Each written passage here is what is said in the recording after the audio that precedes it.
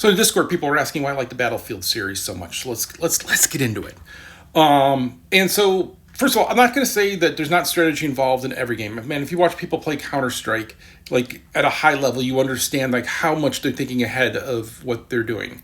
But for me, and when I want to jump into a casual game in the evening, I like the Battlefield series because it's just not about the kill death ratio, right? It's not about how quick I am with a gun, right? If I'm playing Valorant or Counter Strike, I have to be in the game the entire time. I can't ever take a break. I can't ever go feed the cat.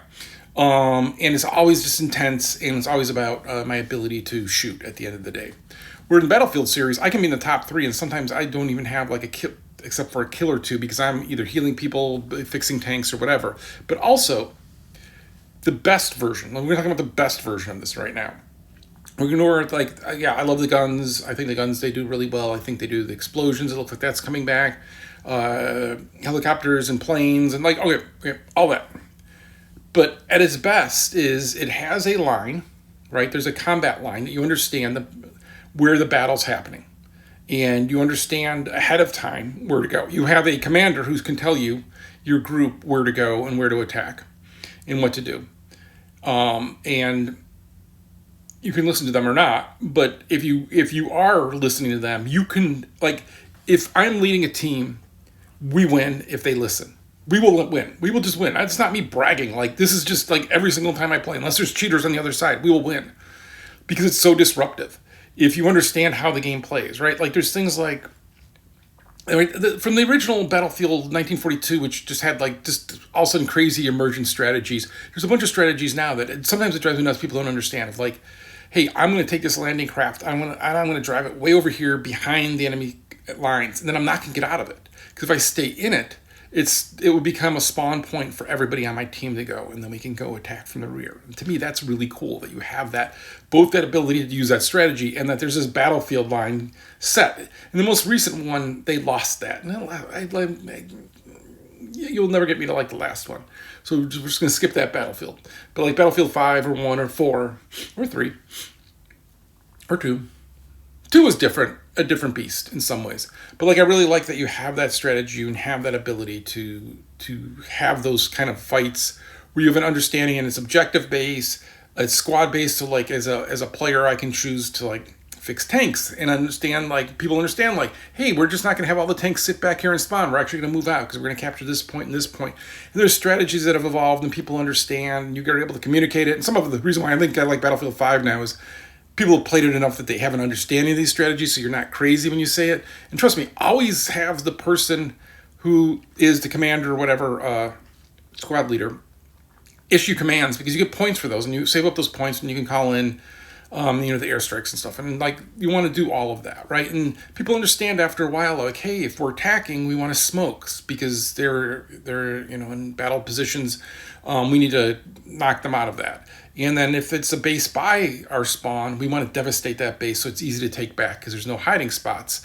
But if it's a base on the other side, you want to build up the structures around it because you want to be able to hide in there, right? And also, like in Battlefield 5, the snipers can drop down spawn points. So if you have somebody spawning a couple times back in one of your backwoods areas, you need to go search around and find that and clear that out. First you camp it, so you shoot them in the back.